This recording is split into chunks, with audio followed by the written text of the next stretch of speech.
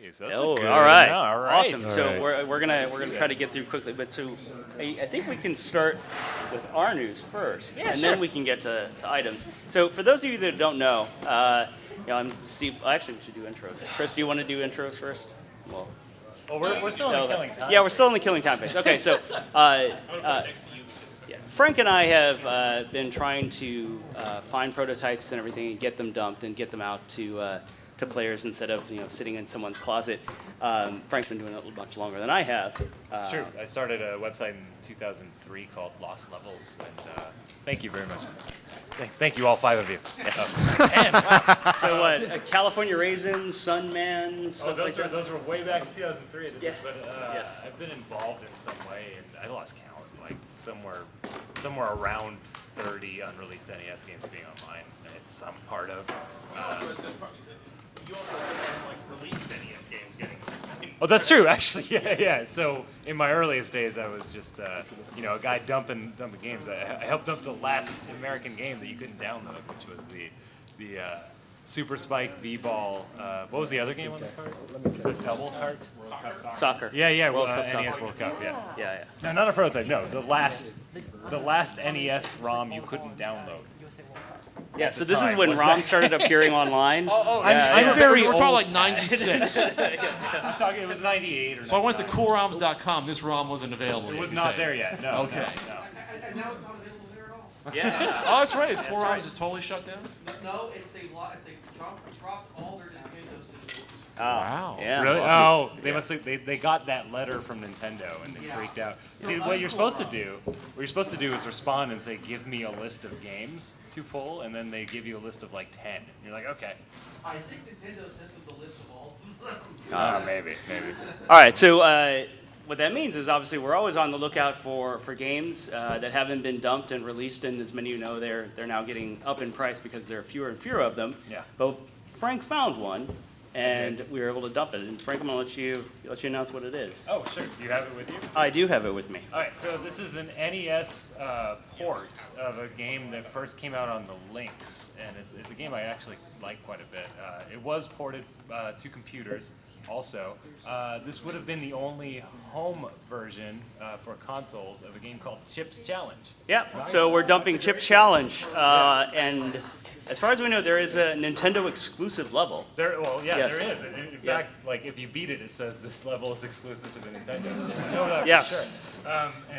Actually, Amanda is over there. She and I are the first people in the world to beat that level. I wanted to make sure we did that before anyone else could play it. And you took Amanda to the E-prom, right? Is what it says. Yeah, that is the ending. Yes. No, it's actually Melinda, the mental marvel. Oh, okay. Is the object of your desire. No, actually, the object of your desire in Chip's Challenge is to join the Bitbusters. Okay. By solving Melinda the Mental Marvel's challenges. Anyway, it's a gripping story. I cried 3 times, actually. Yeah. 3 times. So one thing we did was we created one cartridge. This is a black cartridge. It says PGRE 2015 Release Party Limited Edition, 1 of 1. Actually, it doesn't say 1 of 1 yet. I'm supposed to write. You're supposed to hand number the 1. Yeah. All right. So this is going to be dumped on Lost Levels? Eventually, yeah. All right. So Well, I was going to tweet the announcement right now, and now I'll hold off. Yeah. No, go for it. You can go for All it. right. Go for it. But it won't be there yet because.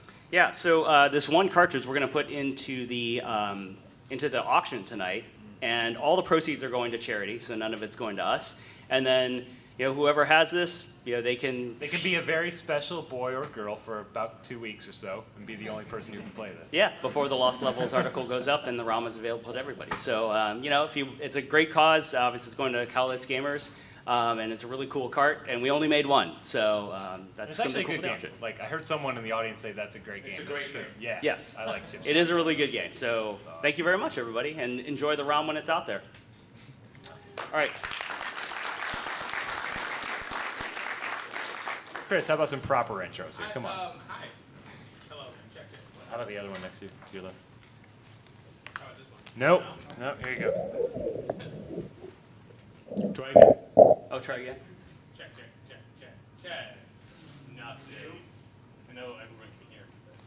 We are recording this, and I want to make sure it's all picked up for posterity. Now. How are we doing on the HDMI thing? They're working on it? Okay. Did anybody bring anything big? Any big? Oh, that one looks kind of big. Okay. We'll have you up first then. Because Then people can see. Yes. Chris, is the other mic working next to you? That other one? no. Chris, if you Yeah, yeah, those are- yeah, you want he to wants give an intro here? Yeah. Okay. Hi, I'm Chris Kohler. These panelists here have been doing this Retro Game Roadshow with me for many years now, and so as you can see, they're all very good at filling time, introducing themselves, and just generally, making really big, important announcements, even if I'm still futzing with the computer. So thank you all, you an incredibly seasoned panel of very smart people. Yay! Applaud ourselves. I write about video games for Wired. I do a podcast called Good Job Brain. I do a podcast called Game Life. I do all kinds of crap. And I love also collecting video games. And I like watching shows like Antiques Roadshow, which led me to this idea of we should do a panel that is like Antiques Roadshow, where we bring up some unwitting sap and have them bring up a video game collectible and do the whole appraisal thing from top to bottom. And I want to be really clear every time we do this. This is for entertainment purposes only. These do not constitute actual appraisals that you could bring to your lawyer. They do not constitute offers to buy your property. It may though. It is just, yeah. you never That know. actually has happened during a There's panel. been So. times, yeah. But yes, we're just here to have a great time, and I hope you guys are enjoying your Portland Retro Gaming Expo experience so far. Yes? No? Okay, good. Oh, good. Delayed reaction there. So yes, we'll start off with this gentleman in the front row who has something big, because then he can hold it up and you can all see it. So you can come right on up to the stage, sir. Yeah, we'll You're not have you too sit shy. next to Yeah, sit Pat next with to the hot mic. Chair of honor. All right. Oh, excuse me. Did you guys sort of introduce yourselves? Oh, sure. Yeah. So, I'm Frank Cifaldi, and you just heard about me. Steve Lynn, same thing. Pat. Pat. Hi, Pat. Hi, Pat. He goes to flea markets or something. I don't know. All right. Okay, what do we got here? We have the Super Entertainment System Power Player. Okay, so what's your name and how'd you come across this? I am Hubby. I've been collecting antiques. I'm an Arcade Studio 2 and a Virtual Boy, which is the best system ever. Wow. Chris might agree with you. Maybe. And I found this. It has 128 games. Singular. Yes. Okay, so Famicom. You want to pass that down? Yeah, we can. You have white gloves for this one? Yeah. You have the chopsticks. Are you insured? Yeah. Power play. Oh, that's. Is this working? Oh, hey. Is this? Have you opened this, or is this new in box? I did open it, but mainly just to test it. Which Okay. It does work. Oh, it does Also- work. Also, I have a cartridge in there because I had to. Also, like 90 of the games that are built in are repeats of the same game. So it's Yeah. like Super Mario, and then like Fancy Mario. No, it's Super Mario. Yeah. Super Mario NJM. Yeah, Super yeah, Mario yeah. JRR. Oh, so they don't even call it Fancy Mario. Yeah. Whatever, Mine. I think yeah. one of mine said like Super Rambo or something, but it was Mario. This So- is amazing. So it's like it comes with like a Dreamcast controller and like an old PC controller And then like a gun that real would get you gun. shot by the cops. Yeah.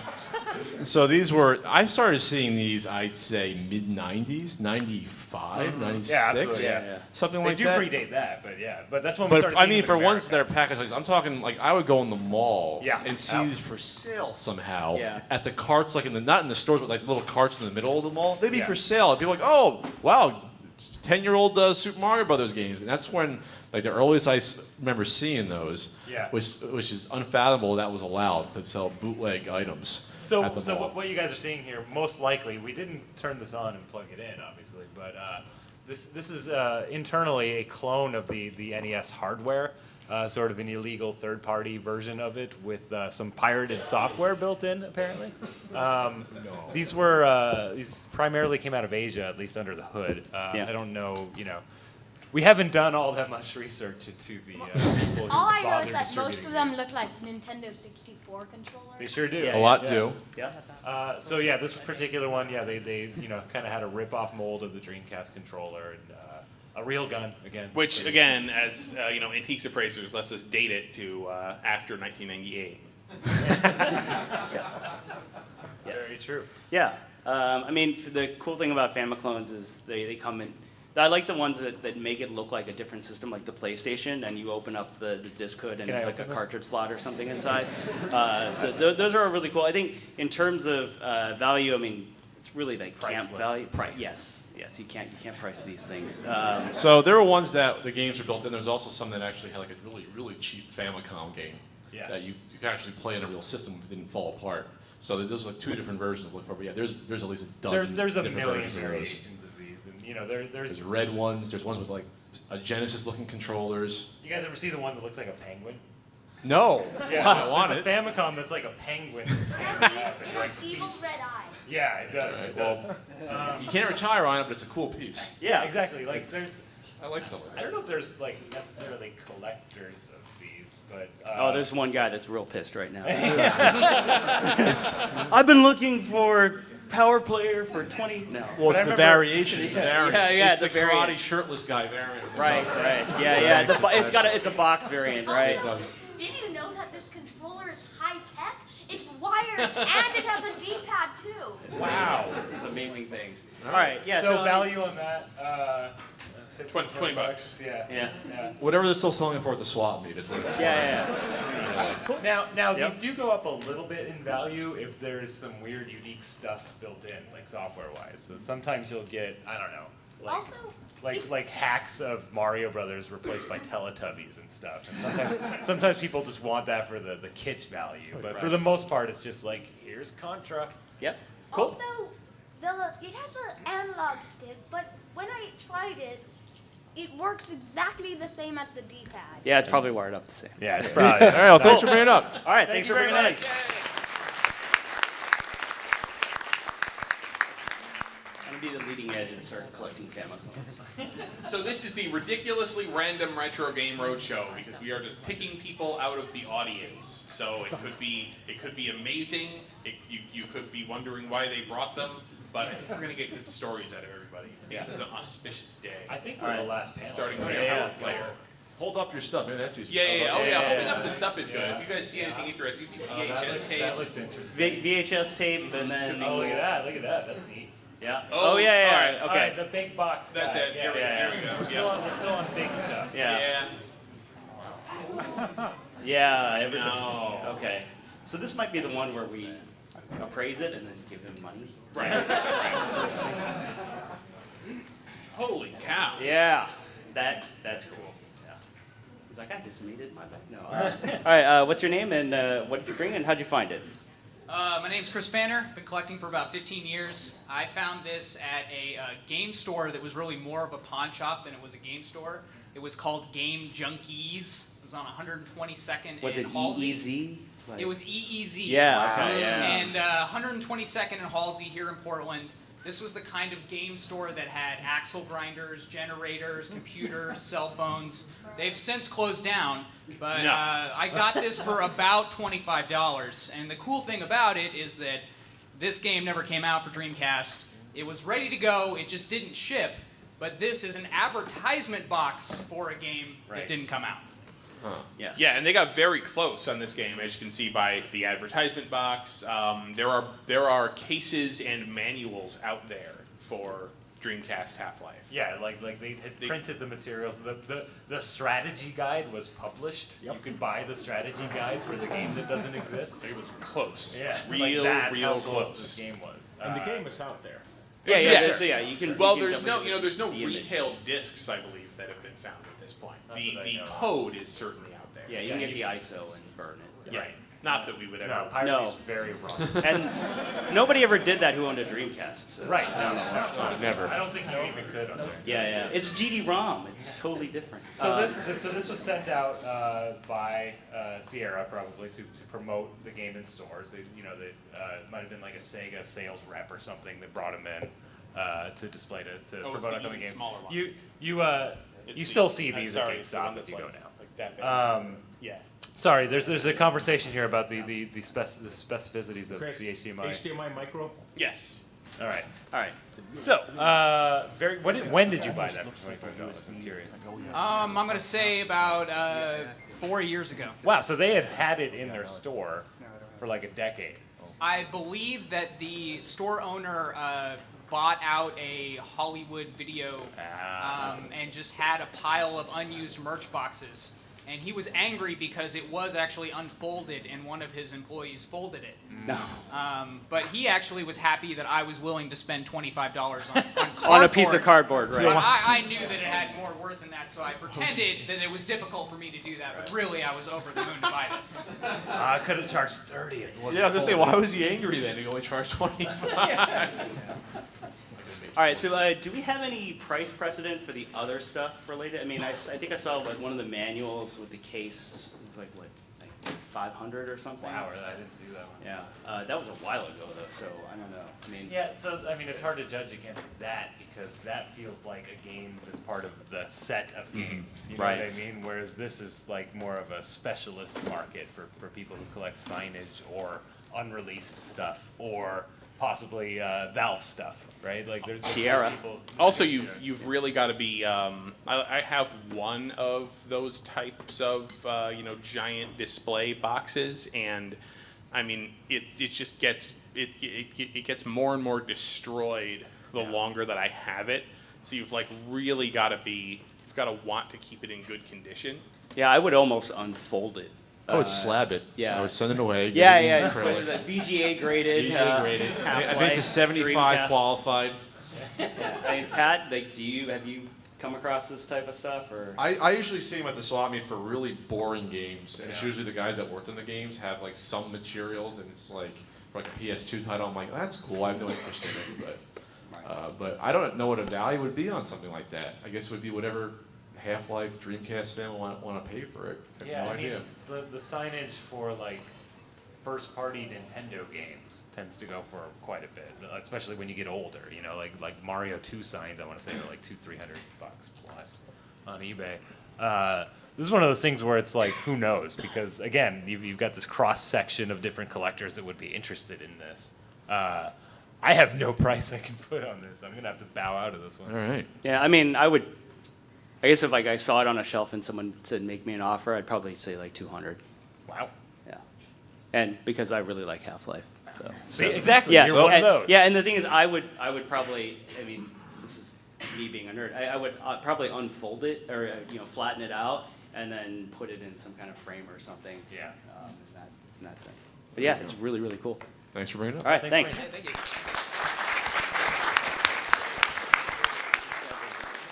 All right. Somebody else, hold your items up. We got a 3D thing. We got two different VHS. No, that's the No, same. no, Oh, I see. It looked like a VHS. I just sold that. So you know what Yeah, that's I know worth. exactly what that I'm is. interested in the VHS. Yeah. Okay. All right. I know it sounds. It's got a sort of a plain white label. Is it clean? Hans, are you bidding me on the Half-Life? No. No. Let's see what we got here. All right. What's your name? What'd you bring, and where'd you get it? Ryan, this is a, from what I can ascertain of it, it's a sort of a, you know how game stores have like TVs that like loop just like game adverts or trailers over and over again? Oh. This is a VHS tape that loops the intro to Code Veronica on the Dreamcast like 11 times. And from what I can Can't eat just this. guess is that this is just something they had in like Game Crazy or whatever back in like the 90s or whenever this came out. So my Back in first 2000. question. Yeah, we got to copy this quick. When did Capcom store go under? When did they stop doing that? There's a Capcom store? I have no idea what Yeah. You mean the online one? No, there was retail areas at Capcom Really? store. Yeah. Wow. That's where I bought my Street Fighter 2, like in early 90s. Is anyone here with me? I don't remember that. Was that just me? Did you just make this up? You Pat? dream. Did I dream where I bought my You Street Fighter 2 dreamed. cartridge Yeah, for $70? it was probably a store that had a big Capcom banner, and you're like, it's the Capcom store. Mommy, can I go to the Capcom store? I'm Googling this right now. Yeah, go for it. Oh, the Capcom store is selling Atari games. You know what? I come on your panel as a guest. So have you watched this to make sure it has been taped over? Well, you counted I the did 11 watch times. it. I did. It's just basically like a little 3D rendering of like the box. Just then it plays the intro, repeats the intro. Okay. 11 times. So I yeah. found it at a flea market type store where I live that has generally crappy prices on video games, but I found it in a pile of Nintendo Power VHS tapes for like $5. Oh, cool. So I'm just like, whatever. This So looks interesting enough. yeah, I think I agree that this is probably an in-store Yeah. demo. Does anyone disagree? I with do that? not disagree. No. Okay. I think it's custom made. Yeah. I think someone really liked that game. This intro, Yeah. Right? intro. Yeah, it's like an employee, like, and you see his hand holding the box or something. I'm just sick of resetting the game to watch it again. I need to watch it 11 times or my mother will die. And so, You know, oddly enough, I actually monitor the word VHS in the video game category on eBay, so I do watch this stuff.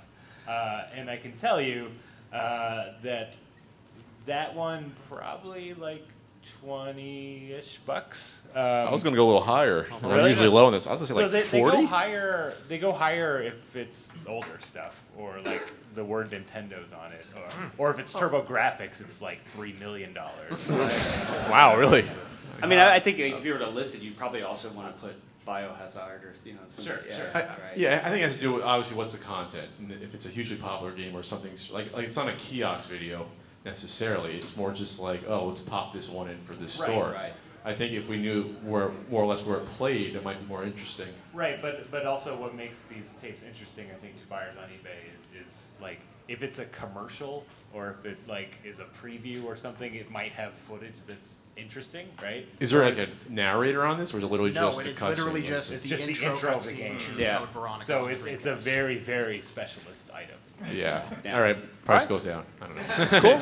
So like $5. Yeah. No, Yeah. what you're saying, It's like cool. 20 bucks? I just convinced about $20, I'd say. Like it would be my guess on an eBay auction on that.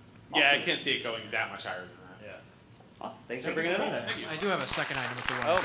bonus. Item? All right, real see, quick. now let's it see. speaks wonder. If you wanted to get a discussion going on how autographs affect value, Oh, things, okay. I just have to warn you, this is the stupidest fucking item in my collection. Okay. Matters for So- the kids. Surprise second item. Your parents are very bad for bringing you here, but okay. So one day I randomly was at Goodwill, and for a whopping $4, I found a still factory sealed copy of Backyard Wrestling 2. There Goes the Neighborhood for the original Xbox. Classic. Okay. And who is signed? For those of you who don't know, it's a weird wrestling type game starring the Insane Clown Posse. It's terrible. Is it signed by the Insane Compound? No. ICP. It's signed by one of the playable characters in this game, who is not a member of the Insane Clown Posse. Yeah.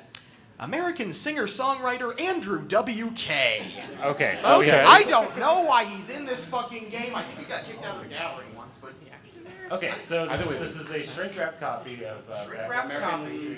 Yeah. Backyard Wrestling. I worth saw that on nothing eBay. They on go top. for about $9 sealed. Yeah. So already bargain.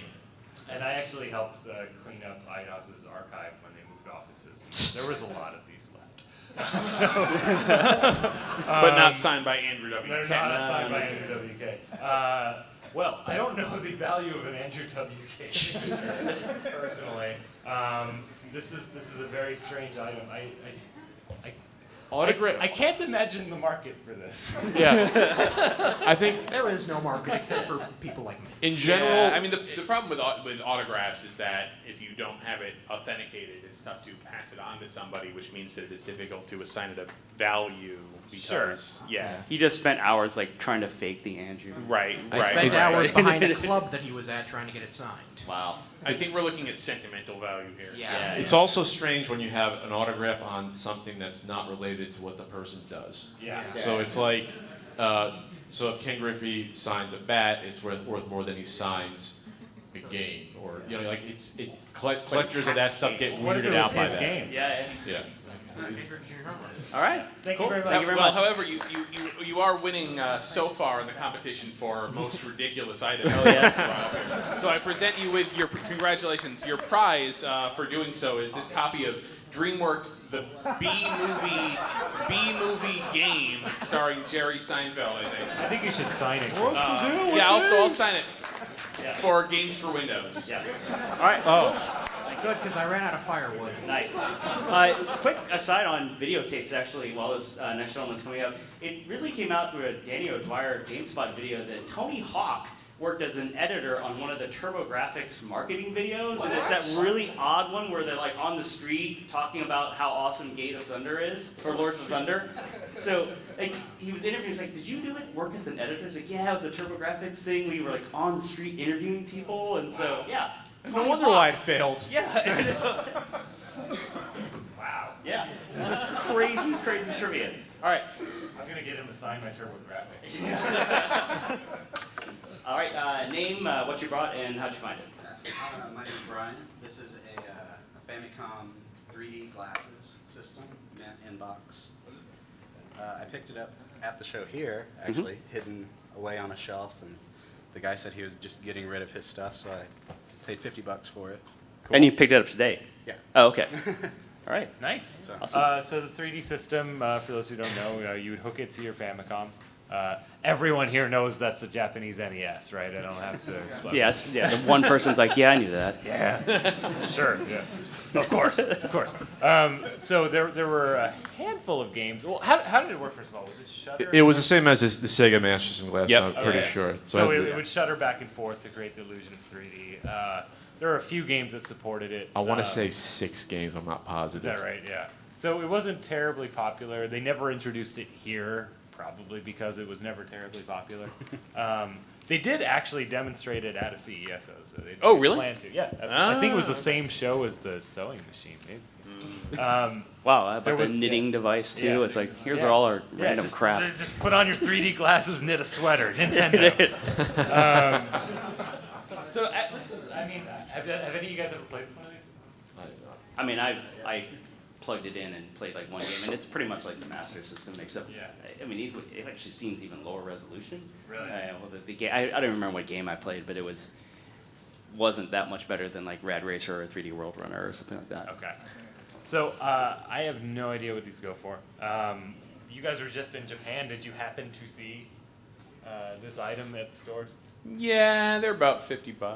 Yeah, I think it's priced pretty fairly. Yeah, I think probably like 6,000 yen. I think something like the that. question is, does it work? Because a lot of these do tend to. Well, you just got it break. today. So you got to get So you got to get a Famicom and get it tested out. There was 8 games for it. Okay. Okay. Yeah, I mean, if you collect Nintendo like peripherals and everything, it is pretty cool because people, it's one of those things that never came out in the U.S. So. Yeah, and if you collect Famicom hardware, all the boxes kind of look cool together. So it's a nice item to have. Oh yeah, you got to get the keyboard and then Yeah. you got to get the tape player. But yeah, and all. anywhere between 50 and 100, basically, depending on condition, completeness, functionality, etc. The box looks really nice. Yeah, I mean, I'll yeah, say yeah, that the yeah, box it's in looks great shape. Yeah. So I actually maybe that's something to talk about here. It's like when, especially with peripherals and well, games specifically, box condition really matters, and it can, especially in Japan, can vary the price wildly, like 2-3x. If you have a nicer box, and most people are like, it's the same game. Why is this one way more expensive? And it's because the manual doesn't have a crease in it, or there's not a damaged corner. So never play with your things. Yeah. yes. Put them in hermetically sealed things. Yeah. Slab them. Slab everything you buy. Just Slab it whatever. all. Yeah, slab it all. All right, cool. Thanks for bringing it up. All right. This what guy else we this guy has a sword. I think he should just come up here. got? Oh Don't- yeah. yeah. Oh. Come on up. Bring the sword. Okay. Yeah, I mean, this is either going to be really interesting or you're going to get a copy of B-Movie the game. Oh, it's signed as well. Yeah, it's signed here. What's your name? What'd you bring, and how'd you find it? My name is Marshall. Yeah, a Yeah, little just closer. a little Yeah. closer. My name is Marshall. I got it just today. I had it signed by Peanut Butter Gamer. I think that's someone on YouTube, right? Yeah. Okay, sorry. Space Hamster. He's looking at me. I apologize. I don't know. They're here. Space Hamster, Pro Jared, and Brutal Moose. They're awesome. This is based off Sword Art Online, which has a game, so it technically counts. It's really cool, actually. It's really well made. It looks like it's some sort of hard foam. Yeah, Is it? it's really hard. So you can hit your sister with it? I don't have a sister. Or whoever you want to then. So, okay. Wait, now is it signed by Pat the Nest Punk? No, that's going to reduce the value. Don't have him do it. Don't do it, kid. I'm gonna say this about autographs from YouTubers, being a guy on YouTube. It's strange, not strange that you want it, but in terms of value, I think you're destroying the value. If you're worried about the value. Someone sent me a Craigslist listing, I think it was last year, with a console with my autograph on it, someone was selling. And I'm thinking, who would want that after that person had it? So it's great if you want to keep it, but in terms of value, I don't know how that would affect the value positively for YouTubers. I mean, like, if it was signed by PewDiePie, it would affect the value by 10%. Yeah, I mean, and he's the biggest guy. That's a fair assessment. What about Cartman Bra or something? So I take it you're a fan of these people. Yes. So I think you have a really nice item for your collection. Yes. And I would you frame that, put that on your wall. Yes, I am. Yeah, cool. Just don't let Pat sign it. It's really important. Yeah, I mean, I would agree. This is, autographs are a really personal thing. I think it's weird when people buy things that are autographed that they didn't get themselves. Yeah. It's all about, hey, you met that person and they signed it, and this is something cool. You're at this event. There's a bunch of people that you watch on YouTube, and they signed it. So yeah, you have the memories of meeting them, shaking their hand, and Yeah. I think there are situations where a signed game is more valuable than a not signed game. Yeah. Well, I guess Miyamoto's signature is going to be more. That's true. valuable Yeah. than his fair game, but I think it's kind of rare. But again, like that copy of Backyard Golfing or whatever it was called. Backyard Wrestling. Sure. It's like you kind of then you have to, if you're going to sell it and actually make money off it, you have to prove it. Right. Or find a sucker, but really you have to prove it. Yeah. Okay. Okay. Thanks for bringing it up. Thanks for bringing it up. Yeah, thanks for coming. Enjoy. Hold your items I guess a good tip would be if you're going to get stuff signed, maybe take pictures of the person signing it. Would go a long way. Somebody way in the back. Oh yeah, taking a picture of the person signing is an excellent idea. Yeah. Somebody's So holding we- up sort of what's that? Oh, I was just going to say we haven't looked at the back. So much. Yeah. I'm Same kind of thing. trying to look at the back. Somebody's holding up a Game Boy. You can bring your you sir. It's got an antenna on Man, it. So. sir. Oh, it's a walkie-talkie. It's one of two walkie-talkies. What's that Cyberco thing, handheld thing? Remember that? No.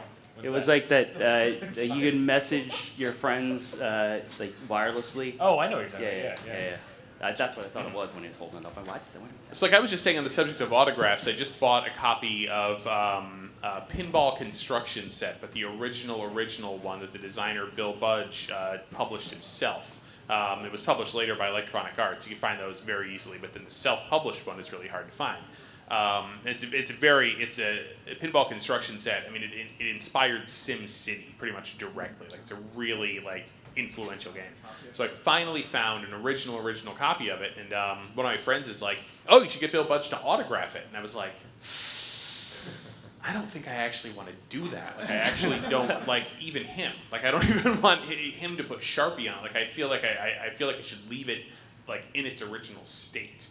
Like, I think at this point, this copy of Pinball Construction Set, its next home after mine would probably be like a museum, So, and you're right. Like, autographs are very personal. I would love to get Bill Budge's autograph, on my chest. Like on Backyard Wrestling too. A cheap copy of Pinball Construction Set, but not like one where it's there's a handful of them left in the world. Right. Okay. What's your name? What'd you bring, and how'd you find it? My name is Chris, and I got it's a racing icon for the Game Boy, I think I know. and I found it at a Goodwill. Came with the Game Boy Advance at the time, and I think I paid $25 for it. Okay.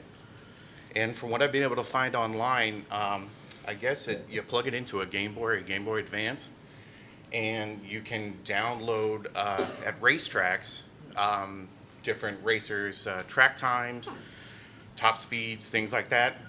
There's a website on there that is no longer functioning. And Did you go to Internet Archive and were you able to pull it up, or? I think I found one listing on Amazon and recently a listing on eBay. Okay. And it does work. It powers up and it's got race times from. So wait, this some is just a piece of hardware to download race times and look at them? What you go to the. You're at the track itself. It's kind of it's kind of like those the museum for DS or. Okay, got it. Right. Yes. So now you makes can fire it up on the Game Boy and it has it's some race. I haven't looked it up, but yeah, it's really weird. And Has anyone here on this panel ever heard of this prior to to this? I've never heard of this. I'd see. I want to say I have seen something like that, but I've seen some weird Game Boy stuff. Yeah. I mean, there's Sewing machines. Yeah, there's the sewing machine Game Right. Boy Color accessory where you program in what you're gonna sew on a Game Boy. There's the real-time the information. what was it Yeah. the blood sugar test where you feed blood to your Oh, Game Boy. Gluco Boy. Yes. Yeah. There's some weird stuff out there. Yeah. I think there was a Game Boy Advance game to like smog check cars or something. Yeah. There's a performance tuning thing for the SP. Yeah. And I think it plugs into that weird car port where you download all the data. And if you think about it, it makes sense because it's like, you know, it might be kind of hard to sell an entire portable computer that could do all this, but if you take an off-the-shelf thing that Nintendo is already selling and add an accessory to it, you suddenly have a portable computer. So I think the I'm just wondering where that would have been sold. well, so I don't think this is something that would sold to consumer. Yeah, I agree right. with you. This is probably something that they sold to racetracks and like when you. Or they rented it out to you. Yeah. I mean, Yeah, the yeah. super fan experience, you get to download race times on this thing we give you. Yeah, maybe get an like edge pay on your $50 bet. at the gate to rent it for the day or something. Do we have any horse bettors here that have information on this? Was it horse racing or was it? No, it's as far as I can tell, it's car track racing. I finally found more information. I looked up unusual Game Boy peripherals, and this was in the top 12, which included the It's only in the top 12. in the top 12, which included the glucose meter Yeah. and the sewing machine. Yeah. So, The problem is, the problem you have in terms of value is like awareness and demand, because to have demand for something, people must first know that it exists. And I've never heard this talked about before. I've never heard of it before. I've never seen it before. So the problem is, if you were to like put it up for open auction on eBay, you wouldn't even get people necessarily even seeing it, comprehending what it is, and like wanting to buy it. And I think that you know what tends to drive the value of an old game is its place in the console's library and how rare it is versus the other stuff. And I think people tend to just kind of shy away from counting things like this. Like I even think the what is it, the Racer Mate exercise bike? I was gonna bring that part up. from Nintendo. Yeah. Like I don't think people like count that. Yeah, it's not a game. That's the problem. Yeah. Most game collectors don't like going after stuff that's not really a Game collectors tend to be kind of boring. They just Yeah. want the library. They don't want the weird stuff necessarily. So a racer I'm not mate, bored. a racer mate's hard to find in a little Samson, and it's not worth anything. You know, it's not worth that much comparatively. So that's a good example, something like that. Right. Yeah, I mean that's probably extremely rare, and Yeah. the market for it is also extremely rare. Yeah. I mean, I him and hawed over it when I saw it in the display case at Goodwill. I was like, do I really need this? It's just really weird. I couldn't find anything about it. I'm like, well, $25. Heck, why not? I would have done it. Yeah, Absolutely. yeah. I mean, No it's doubt. it's worth more than $25 for sure. Right. But like Craig was saying, I really don't know what sort of the upper bound is on something like this. Maybe if there is more awareness, or you can find out. Internet Archive actually, for those of you can actually go and view websites from how they looked in the past. So if it did go offline, if you put that in there, you'll be able to see when it went offline, and then you can hopefully get a cached version of that site and find out more about it. But I mean, that said, this could get very valuable if and when. Thank you for just tweeting about us, Jeremy. We Yes. both just got the. Felt my phone vibrate pleasingly. Like if and when there are Game Boy collectors who are aware of that and want it, I could very easily see a bidding war between 2 or 3 people, at open auction, because it probably is incredibly rare, and it probably is something you couldn't buy. So Yeah. it's probably something that never really escaped. Also, I mean, just by definition, race gamblers have no impulse control. So I mean, Awesome. Well, thank you for bringing Thank it you. in. That's really cool. what's next? Hold things up for us. Yeah, sure. Sure. All right. Who else has something? Indicate by raising your hand. One guy. That guy's just drinking his tea. That's not. All right, so we'll do this one and then one more, and then we'll. Is there a panel after us? Or we gotta get out of here for the. No, we don't. No, it's preparation for the auction is after us. Yeah. Oh. Yeah, it's Yeah, a real yeah. thing. The what? There's It's called the Gluco Boy. glucose monitor for Yeah. the Game Boy. How I got it. One cool story. I'm freaking out because someone brought up a Fire Pro Wrestling here last year's panel. For Super, I swear to God, I'm like freaking out. I'm having deja vu. Did that happen, or am I just going crazy? I don't know. We'll have to look Yes, at the yes, report. it happened, and I think it may have been me.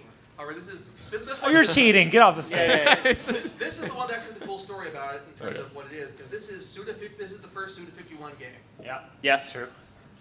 which I probably agree. infamous for its ending, because it has a story mode and an ending. Does anyone care if it's spoiled? Where, Statute of limitations, 30 years. Is that? yeah, where your main character, having beaten the wrestler who he sought to emulate and having no more worlds to conquer, kills himself. So it's basically like Dead or Oh, Alive or that's- something, right? Really depressing ending for Yeah. Well, I mean, it's like the end of the wrestler, right? I mean, yeah. So. All right. Well, yeah. thanks for your time and bringing everyone down. That wasn't 30 years. I picked this up at basically our local version of a flea market, which is called Portland's largest garage sale, for about $5. It's Resident Evil Gaiden for the Game Boy Color. I basically saw the game, didn't know how much it was worth, and held up the guy and said, "Hey, how much for the Game Boy Color game?" I said, "Oh, $5. Okay. Came home and at the time was worth. What's the ending here? I forget how much it was worth, but What's it worth now? yeah, I don't know. It's Well, I think that's what All right, we're I think for, right? that's what we're trying to determine Yeah. here, right? Yes. Okay. Well, let's talk first about Super Famicom in general. Yes, that's an interesting discussion topic Right, now that right. we were talked about earlier today. Good segue, Chris. Thank you, Frank.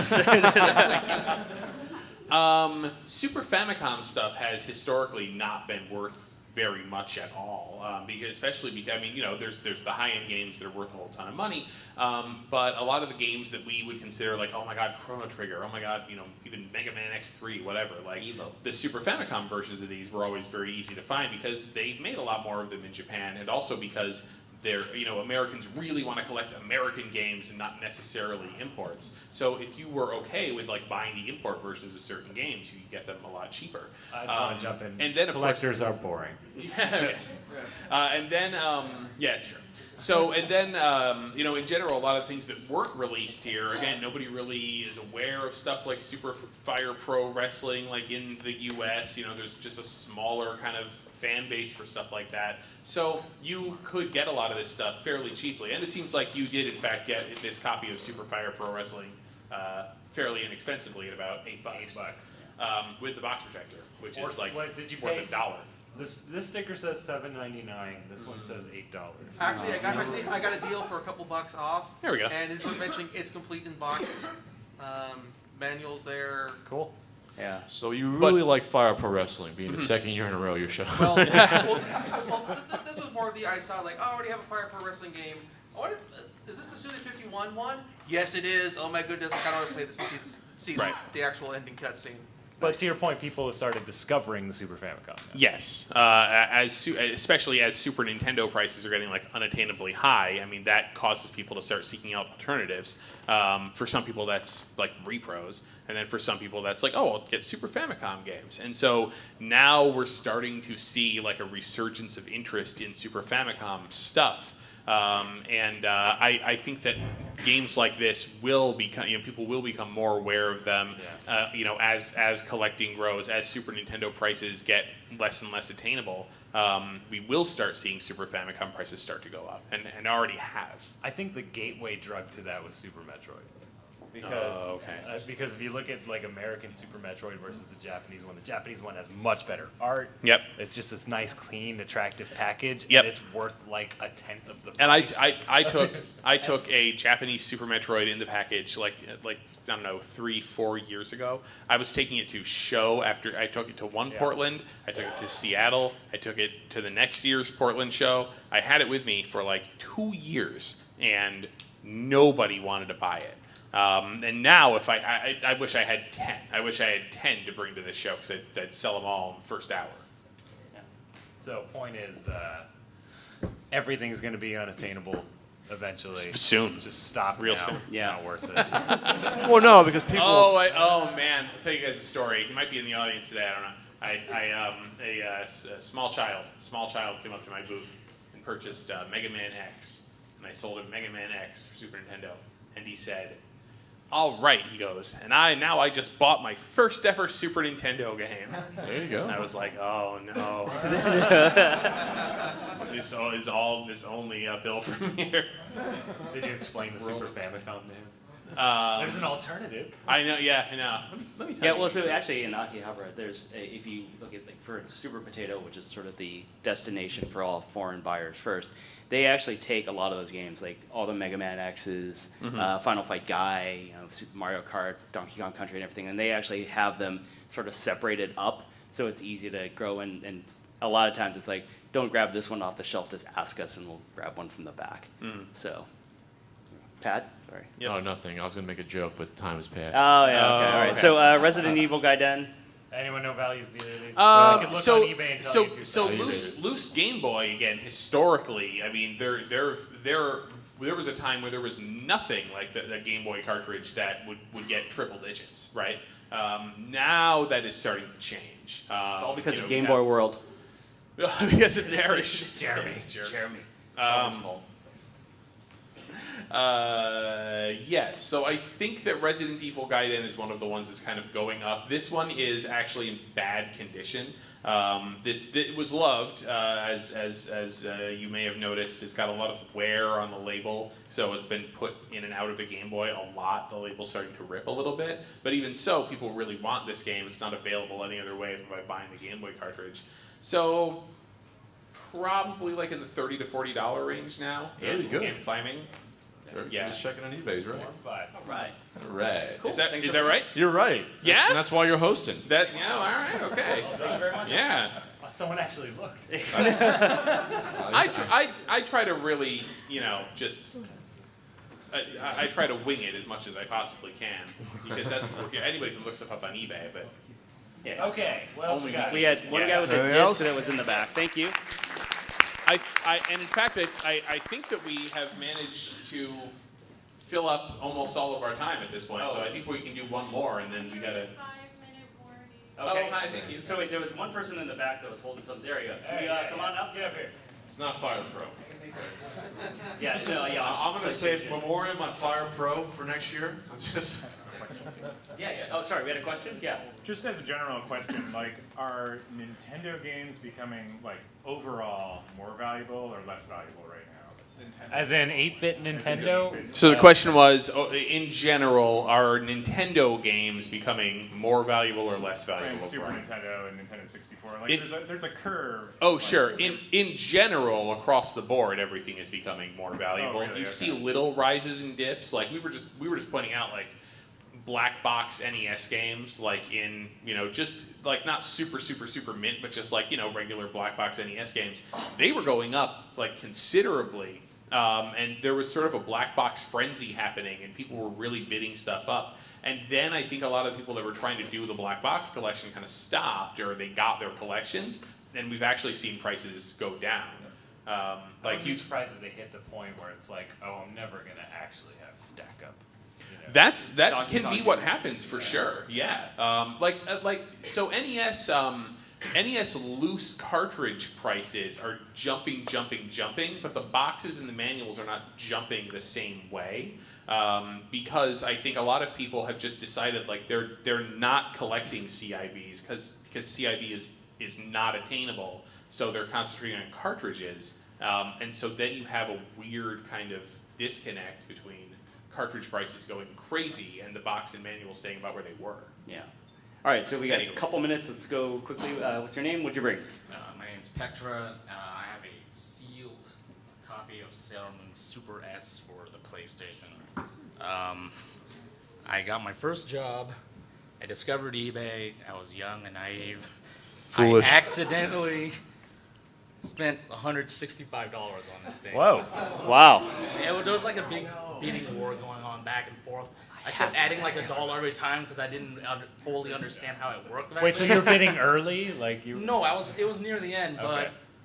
I was like at 150, 51. I kept putting $1. I'm like, I'm not gonna win this. Then all of a sudden I was at the top. I was like, oh crap, there's 5 seconds left, and then I won.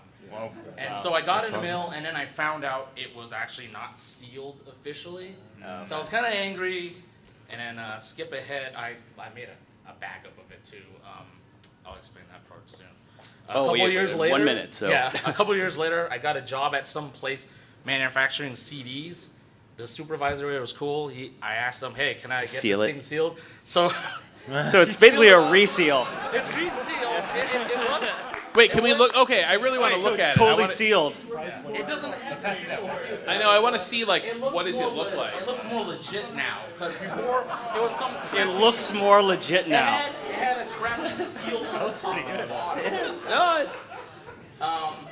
See, this is scary for anybody who collects anything that has like the Y-fold seal. It's like, oh, you gotta look for the Y-fold because they can't fake that. Well, If you have a friendly manager at your local CD manufacturing place. It was Right. It didn't look like that before. It was like really bad seal, like the top and bottom, like was Right. So for the Yeah. betterment of the Cleveland community, we should unseal that. And just- I think we It's should. not really that much. How much would a real sealed copy be?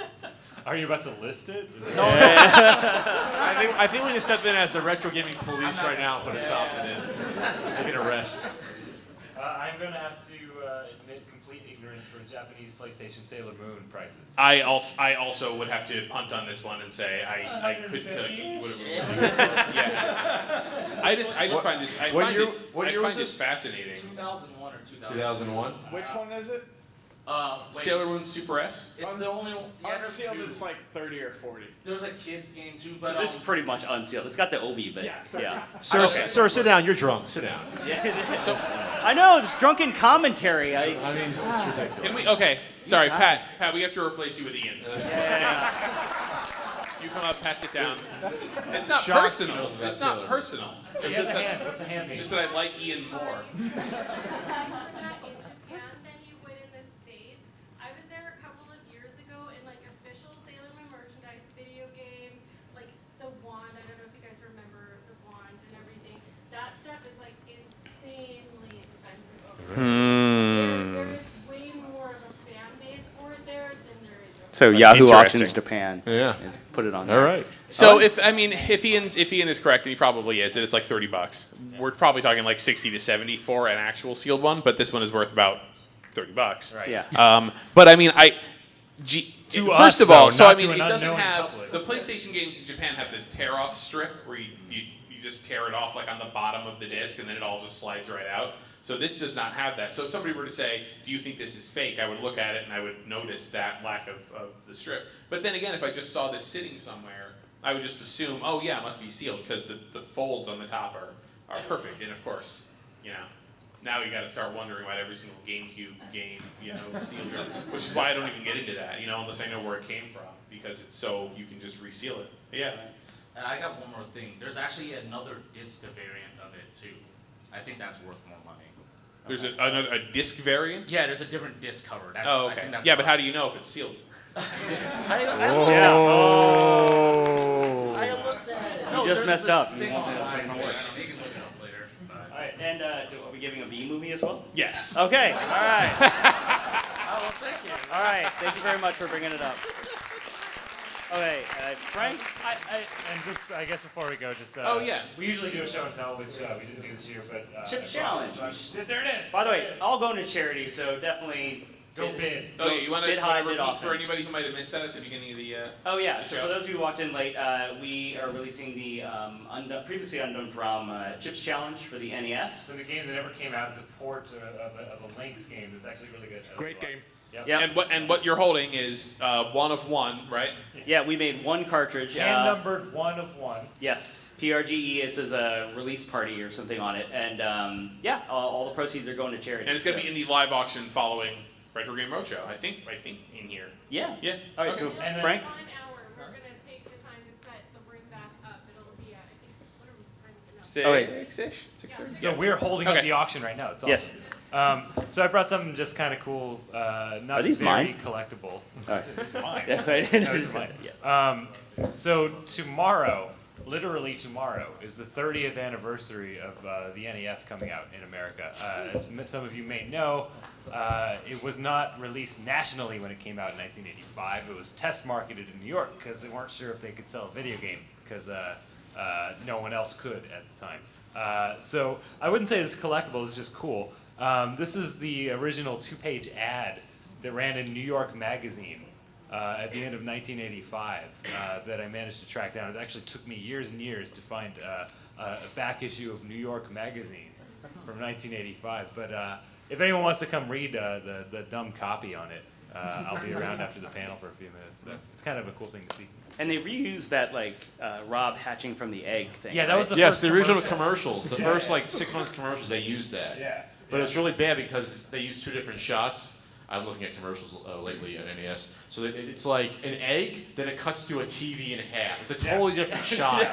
They try to put it together. It's like when they recut Radioactive Man and Yeah, outside. Exactly. But do you have scans of those by any chance? Yeah. Can I use that in my book? Yeah, sure. Thanks, Frank. All right, everybody. I hope you had a good time because it's over. Thank you all so much for coming, Retro Game Roadshow. Have a good show here at the Portland Retro Gaming Expo.